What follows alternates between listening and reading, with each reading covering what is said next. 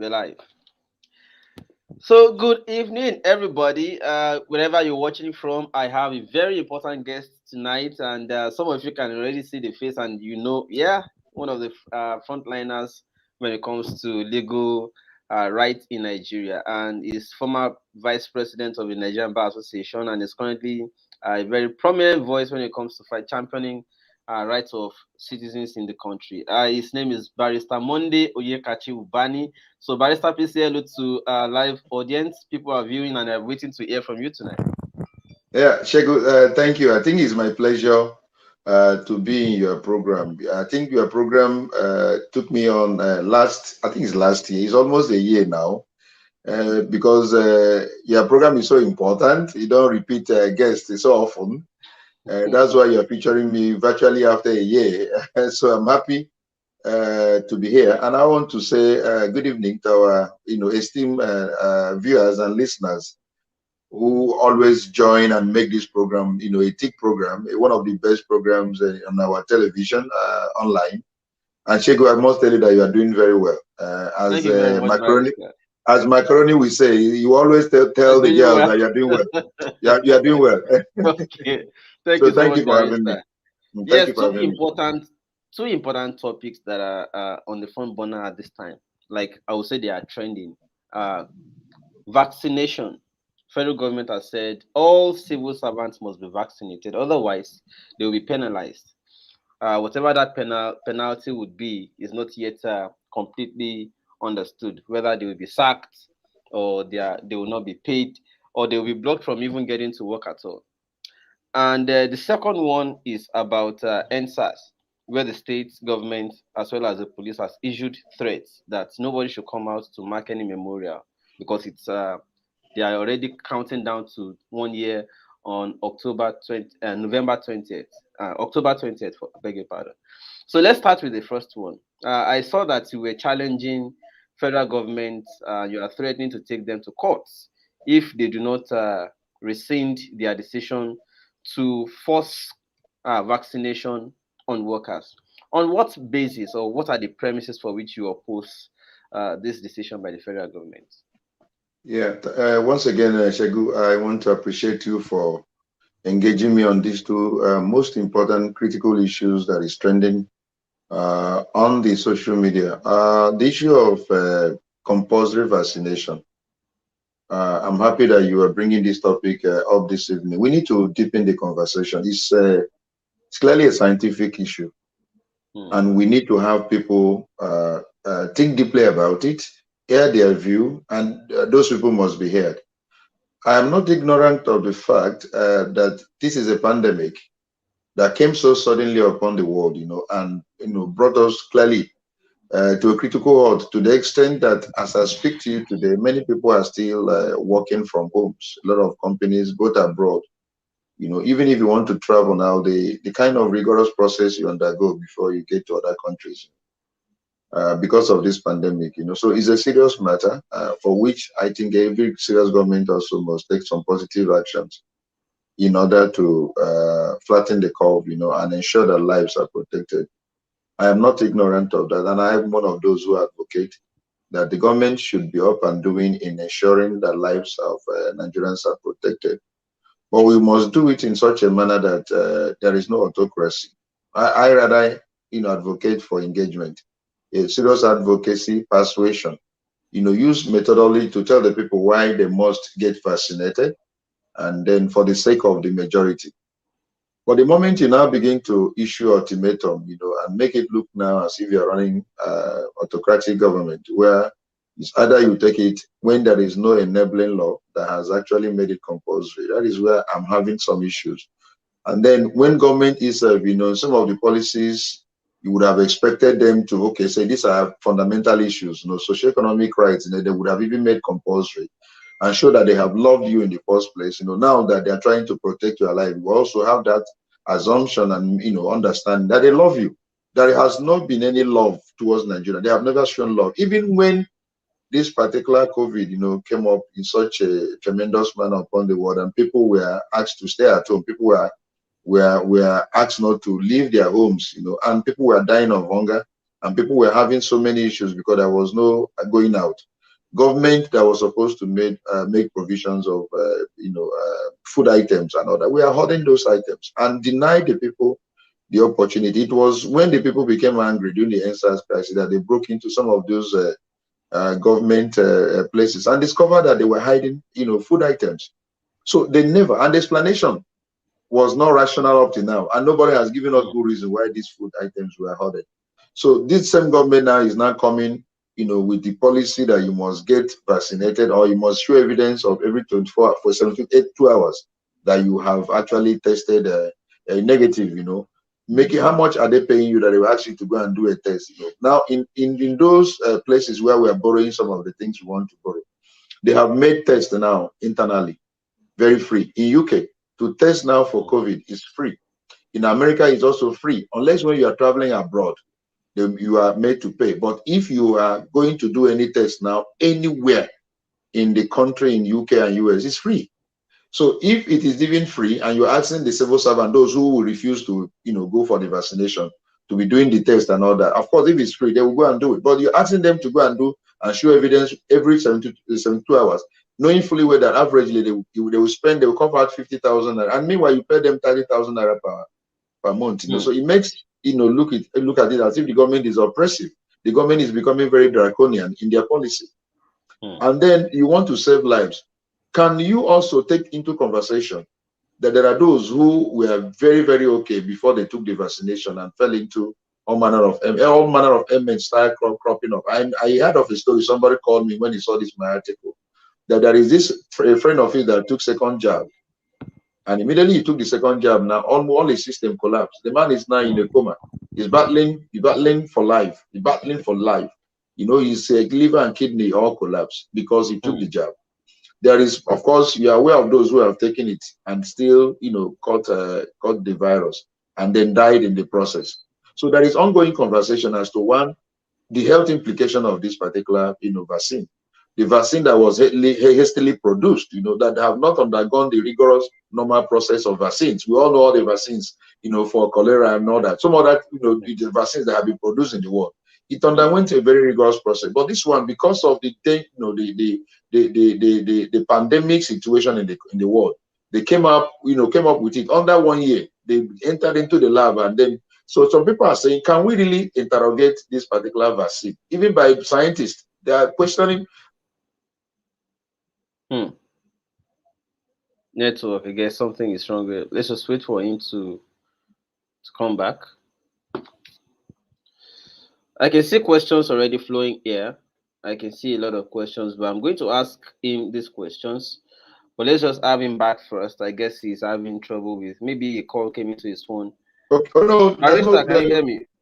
Yes, are you hearing me now? Yes, we can hear you now. Okay, I'm very sorry. Maybe it's network issue. I'm saying that even in these countries where there has been several deaths, reported, those countries are, taking it easy. They're taking it easy, even when their citizens are, refusing to take the vaccination. They're using persuasion. They're even making some monetary offers to some of their citizens in order for them to come forward for this vaccination.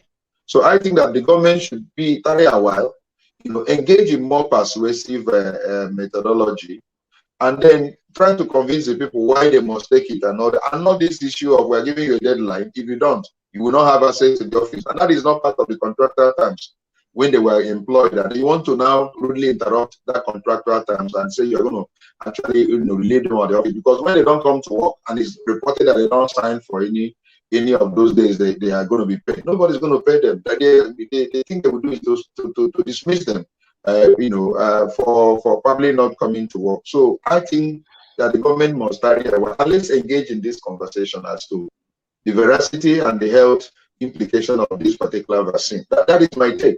And secondly, if you now want to derogate the right of citizens on this issue of vaccine, let there be a proper enactment by the National Assembly. Let goes to the National Assembly, and then let the processes be initiated where people can come, stakeholders can come and make an input. There will be an open hearing where people can make an input, because in every law there are exceptions. There are those that may have related health issues that may not, really be at par with the vaccine. You have to make an exception if somebody has an underlying disease that if he takes the vaccine, he may likely, give up. So why would he hasten the person's death, by, there must be an exception. Let's interrogate this. And there are those who have their personal choices also to make and say, I don't want to take it. I don't want this drug. I don't want this vaccine. Is that right denied now? By this particular, government policy and all that. So that's my take. Those people were imitating. We want to imitate now. They have done all they're supposed to do. One is that they make the vaccines available all over in large quantity. Just walk in and and get vaccinated. You don't go and line up. Secondly, they are making tests also free in their countries, so that even at any time you want to get tested, in order to prove to the point that you are free of the virus, you go in anywhere and do the test free. But you're not doing all that. The next thing that you're now making it compulsory for people. And I'm saying that let's engage in more of conversation on this issue. And if you don't want to engage in conversation, then I have no other recourse other than to probably go to court, so that the court can make us sit down to talk about this issue of vaccination. Thank you so much for making this clarification, putting this clarification forward. Let's go to the second topic, which is the EndSARS. Now, the government has said, well, for reasons best known to them, that people should not come out for this memorial. And they are citing examples of cases where they said hoodlums took over sometime last year, burnt down properties and vehicles, and that they are trying to forestall that happening again. I mean, given these premises, would you not think it is, they are right to have called for caution that people should not come out for this memorial? Yes, I believe that also every serious government must try as much as possible to ensure the protections of lives, and properties, which is clearly the primary responsibility of every government. But let's place it in a proper context and have a deeper conversation again on this issue, because in democracy there are basic things that are norms, and if you take it away from the tenets of democracy, then there is no democracy. Then what we have is a military or autocracy. Now, protest is normal in every society, especially peaceful one.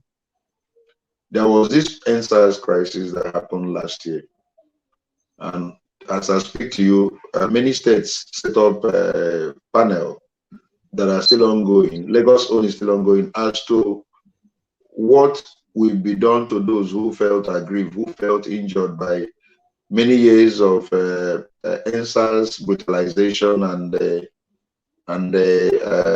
oppressive acts, extortion. In fact, more manner of crime committed against those young ones, and they raised voice. Why would they be victims of these things? And as a result of that, government felt compelled to set up those panels, and they are all ongoing. Some of them have reached some conclusion and pronouncement made, and monetary compensation, made available to them. Now, these people say, look, it's 1 year. Let's remember that there is something that happened last year, and the government is now saying, no, you cannot. And the government is not giving good reason why it should not. Now, what I think that in every civilized climate they do with regards to peaceful protest is the government ensure that the police provide protection for those who are protesting. You make sure that that particular protection is there. You make sure that the police presence is there. Police is not there to provoke. Police is not there in order to brutalize them. Police is not there in order to instigate any crime. No. What their job is to ensure that those guys do not in any way flout the laws of the land. They follow the normal route that has already been designated for the protest. And it must be peaceful. And in protesting, you don't disturb the right of others, because others also have a right not to protest. Much as you have a right to protest over government policy, there are those who feel that they don't want to join you in your protest. So you must not in any way block their ways. You must not in any way be an impediment to their right of movement. So these are the way I think it should happen. There are those who are reasonable. So that is why police now must be in the midst in order to take them out and make sure that anyone who causes any mayhem or uproar or crisis will be arrested and dealt with. That is what I think should be done. But not to say that people do not have any right again to protest. It is very clearly illegal. You don't do that in democracy. If you do that, you are taking away all those critical elements of democratic tenets, and no country survives that way. Government is about dialogue. You need to hear from those you are leading. Are you following me? You Very need to well, hear sir. from those who are. It's not a monologue. And so there must be what you call a feedback mechanism. It is this through this peaceful protest, government gets to know what are the feelings of those that are governing. And if there is any correction they need to make in their step of governance, they make it. But this issue of outlawing all manner of protests that we cannot protest, you cannot in any way criticize government, you cannot get a feedback from them, from the people, is something that I find I find it very strange in democracy. I find what is going on as if we're operating, in the 70s, in the 80s, when the military were still in power. But we are now under democracy, and this is the government that we elected. They must listen to us. If there are issues we need them to address, they must listen in order to address them. That is my feeling. I don't want a situation where people take laws into their. I was not happy of what happened, destruction that took place last year.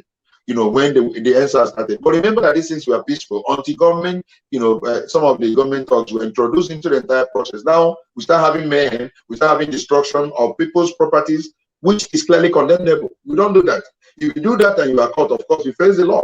But if your protest is peaceful and then you now probably make government to realize whatever your grievances are, I support it. I am totally in favor of it.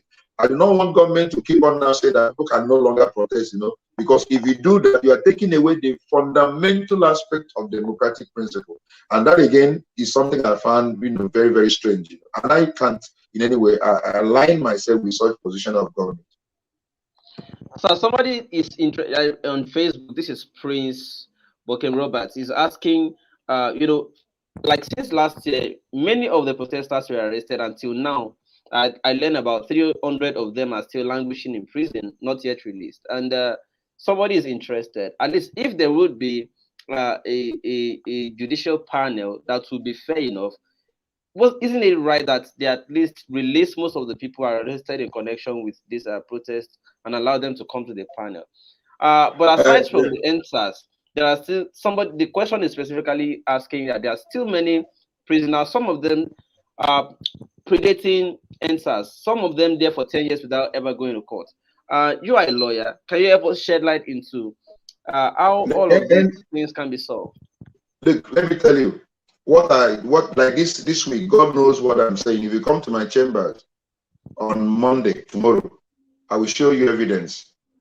Just like this Friday, we filed 4 plus 5. That is 9 cases.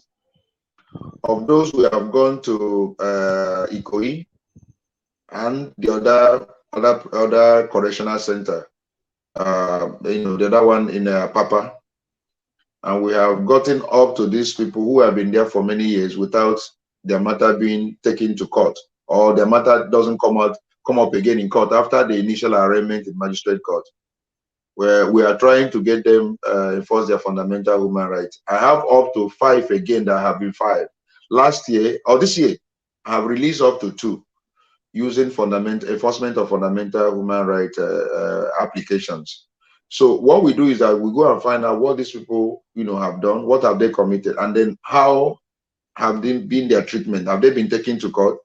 And if they have not been taken to court, what are they? We use our money to do all that. It costs us money to get even papers from the prison authorities. God knows this. We paid in order to get any document that relates to those guys who are in prison. So we are doing all that in order to decongest our correctional centers. A lot of people are there 10 years. There was a guy I got out that was there for 8 years for a matter that if he had been convicted, he wouldn't have spent more than 2 or 3 years. So we need to know those people.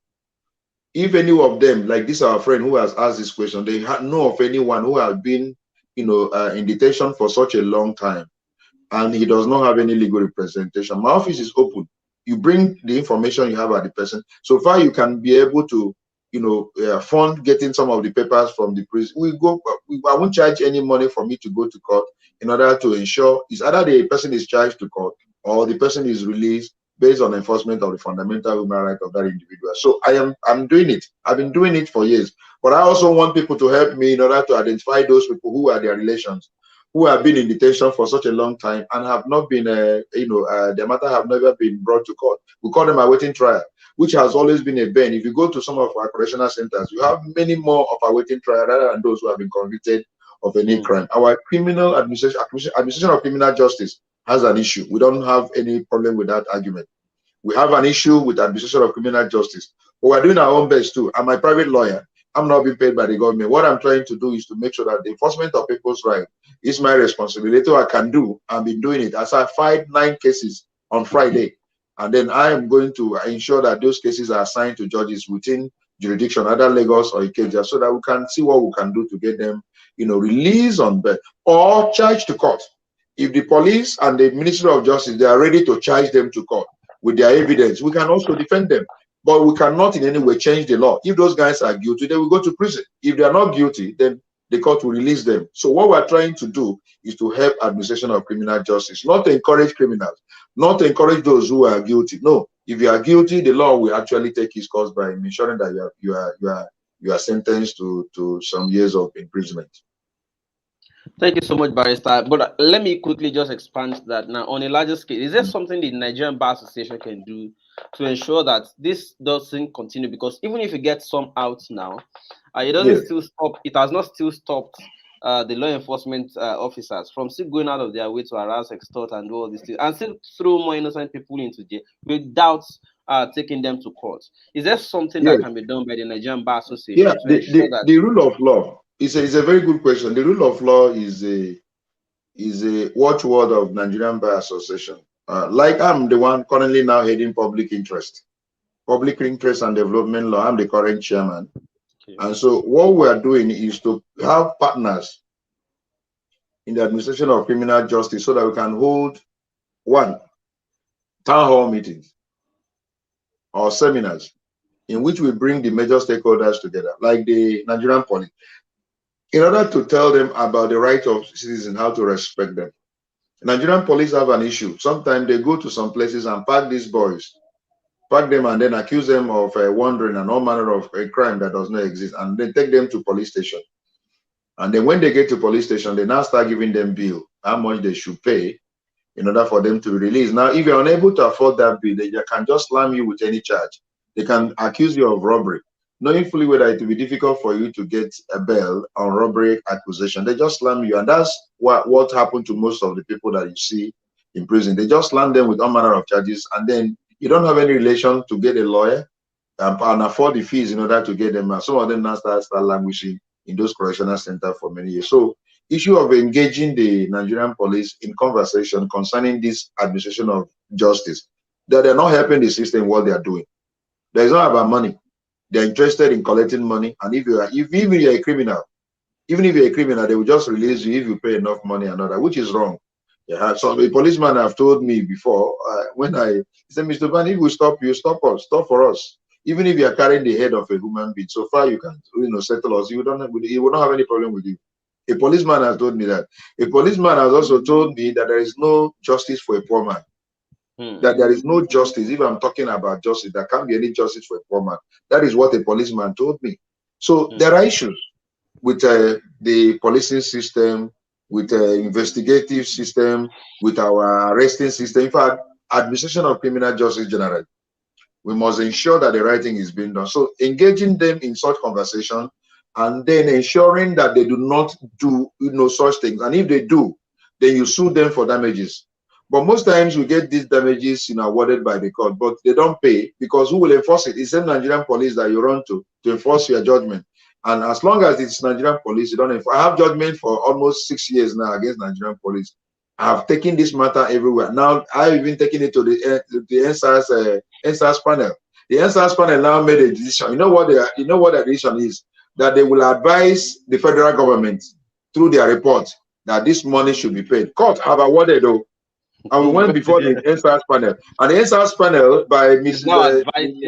Yes, I say you will advise another. Instead of ordering that the money should be paid, is now saying that they will advise, Lagos State will advise the federal government to pay the money. So you can imagine the kind of frustration we face in the system.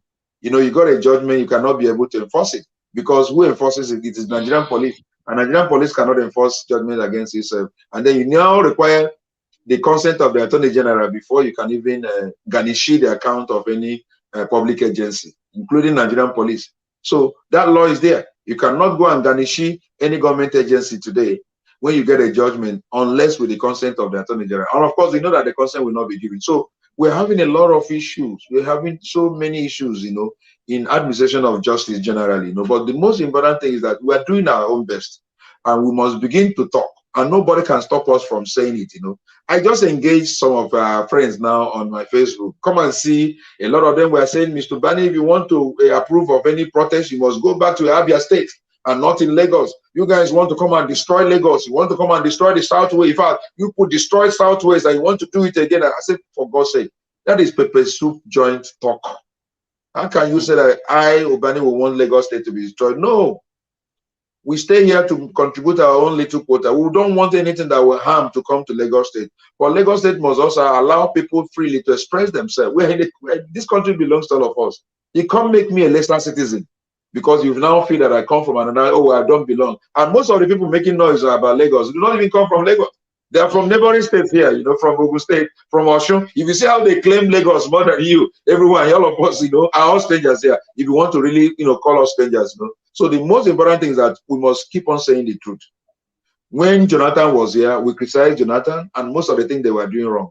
And when this government was coming, I was one of those in the forefront in bringing President Buhari in. I convinced a lot of my friends and all that. And when I've also discovered, yes, I convinced a lot of people, and today I'm still receiving the bashes, from people. I say, Mr. Bani, you are the one that convinced us and all that, So I owe that responsibility also when that government is not doing well, for me to say, look, you are not doing well. And if you are doing well, I will say you are doing well.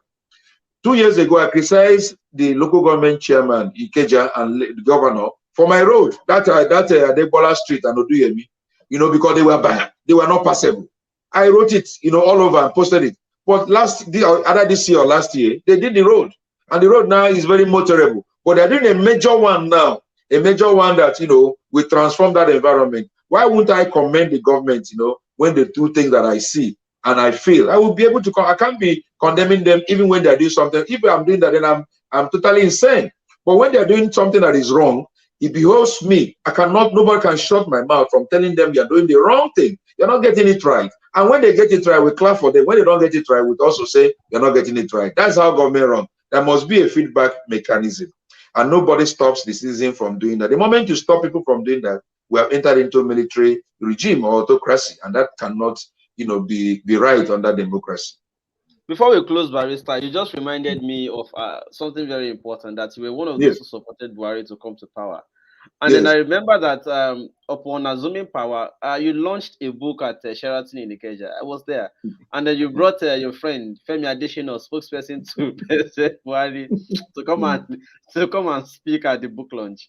Femi Adesina was in the news just yesterday again. Was it 2 days now or yesterday, where he was referring to President Muhammadu Buhari as the most important and the most significant over and above Awolowo and Zik. What's your assessment of that statement from your friend? But that is his job. His job is to promote his organa. It's not an enviable job, the issue of being a spokesperson. And Awolowo did not employ him. Zik did not employ Femi. The present employer is Buhari. So you want him to come and praise Awolowo that is gone, and then Zik that has already gone to settle his account with God and all that. He will praise he will tell you that his master is the highest person. If the only highest person he may not compare with is this God, But as for any being that is living here on earth, the man that Femi Adesina knows today as is President Buhari. And so I won't begrudge him. I will not in any way quarrel with him, because that is what he's actually entitled to do. And if he doesn't do it, he will lose his job. So that is how he works here. That's how he rolls. If you don't praise your guy, you don't get there. You don't carry that favor. It's unfortunate. But you don't in any way endorse his claim or whatever he said there. You mean whether I endorse? You don't endorse his claim that Buhari is greater than Awolowo and Zik. You dissociate. I don't even know under what context he was mentioning that. He says that issue of crowd. Somebody now told him of the kind of crowd that even that I saw of Awolowo when he came to Aba. Awolowo, there was time he came to Aba, to come and campaign, during the UPN, I think UPN time. My God, if you see the crowd that really attended, Awolowo put crowd anywhere he goes in the world. I mean, anywhere in the country, during those times that he lost that election, and then which was described as the best president Nigeria never had by Ojukwu. I mean, we know what happened, 12 to 3rd and all that. He won that election, but because they know he's somebody cannot bend, they had to give it to President Shehu Shagari and all that. So Awolowo was a crowd puller. Zeke, people also said that Zeke, when Zeke was Zeke in the 60s and all that, anywhere he goes. And of course, he's a man that can hold the entire crowd spellbound. So what is special about Buhari? Is it in terms of holding the crowd spellbound, or is it in terms of grammar, or is it in terms of razzmatazz? What's about it? There has been this issue that the man is full of integrity and all that. Fine, that has been alluded to him. But as I said earlier, what Femi Adesina has done is not out of place. You see that all these chief spokesperson of those who are in government will always tell you that their president or whoever they speak on his behalf is the best thing that can happen to them in the world and all that. So if he doesn't say it, I don't know whether it is me that will say it, And I'm I won't begrudge him. I won't begrudge him. He's doing his job, my brother. So let's forgive him. Let's forgive him for that, because if he doesn't do his job, he's only doing his job. There is no other person he can ever call his organ master now, and then the best thing that can happen to him presently, because this is his present employer, Shegu. If you are there too, I don't think you want to probably not say the same thing. Okay, the only thing that don't accept such a job. The moment you accept such a job, that is the first job, to tell the world that your master, even when he's wrong, that is the best that can happen to you and to your parent and to your generation. That is what they are paid to do. If they don't do it that way, when next to see your friend Femi Adesina, please tell him that we should also refer him to the video of the crowd stoning Buhari when he visited the other time. When they were shouting, Bamaso, Bamaso. But he is not meant to see that. For him, such does not exist. Such does not exist, because that is not his brief. His brief to make sure that all the good sides of his organ, he must paint it. And then magnified.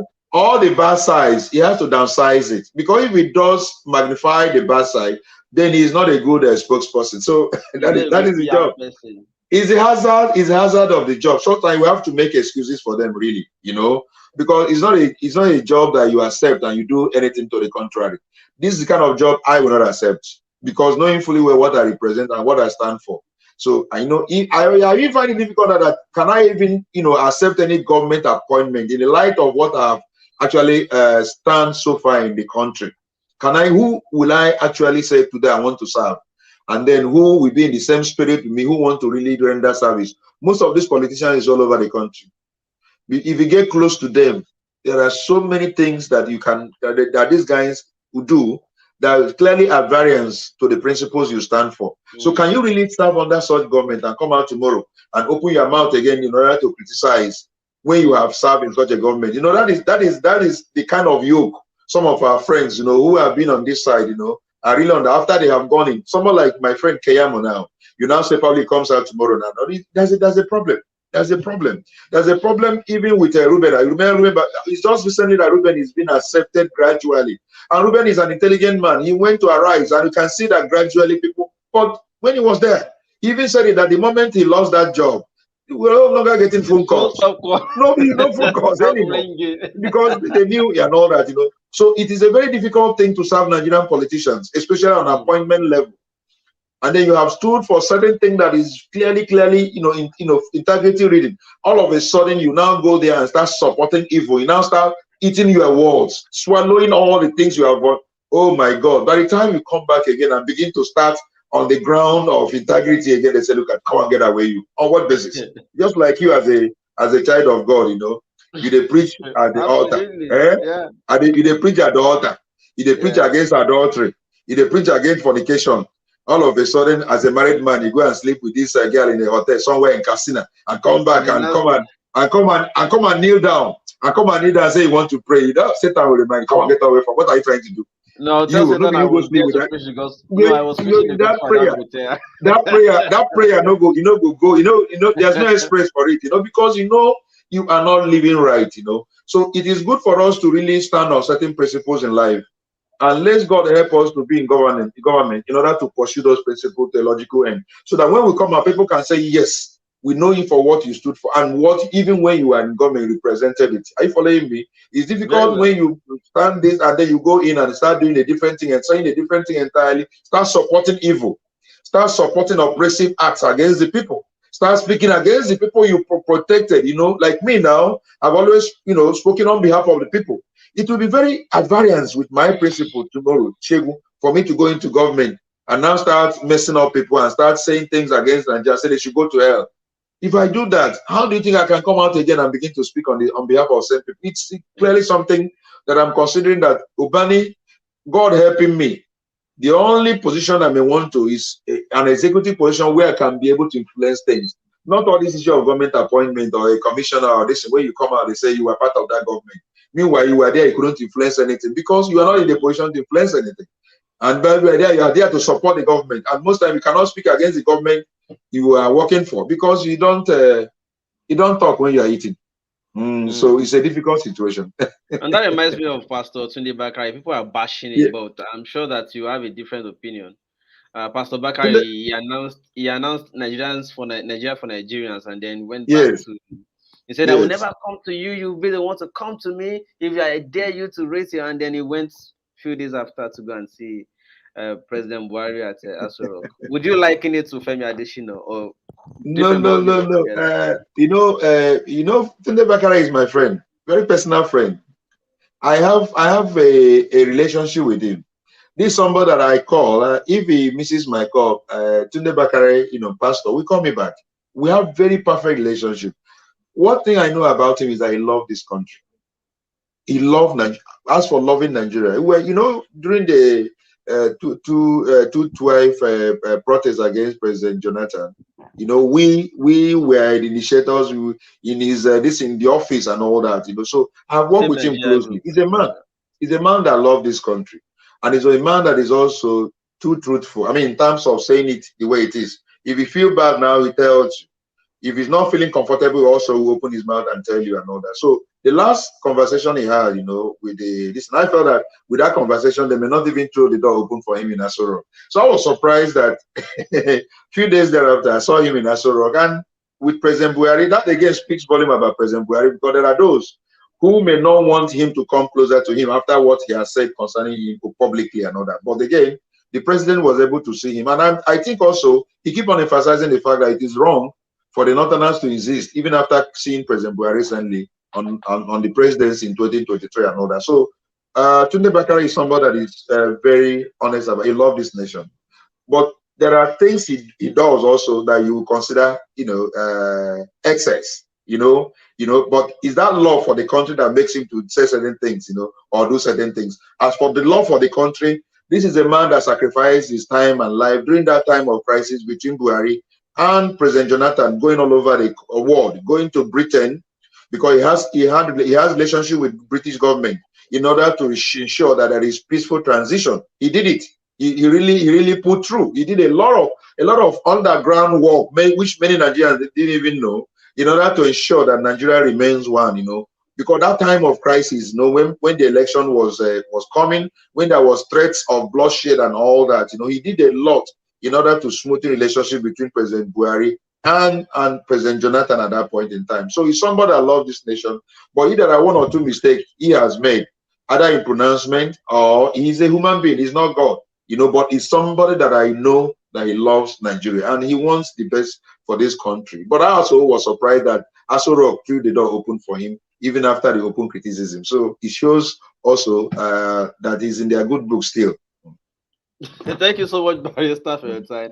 I will It's my advance pleasure. these topics as the event unfold, because I'm aware that you are threatening to take the federal government to court should they decide to enforce this policy, to force or to make I may not. I may not vaccination wait. compulsory. I may not wait until. I may not wait until they enforce it. I may likely, frame them by going to court before the decision. I don't. Yeah. I don't care what the court decides. Are you following me? But what I'm trying to do is to throw the matter open so that every person we know, other people in the world also we know. We know what goes on in America. We know what goes on in UK, where we are recording larger deaths and what they have done also in order to reduce the burden of the people. But Nigerian government is not ready to reduce the burden. And I'm saying that that conversation must be deepened so that they can also know that there are people who are not happy with some of the policies of government. We're not challenging them for challenging sake or that we hate them. We're only saying that keep on, trying for the people. There must be love you show. And that love must not be only on one thing, only on the pandemic, on the virus. You are showing love only on virus. You don't show love on insecurity. You don't show love when it concerns poverty. You don't show love when it concerns issue of hunger. You're only showing love on pandemic, on the vaccine because of the money you are making in vaccine. We cannot accept such love. We want the love to be holistic. Such love is suspicious. Thank you so much, It's suspicious.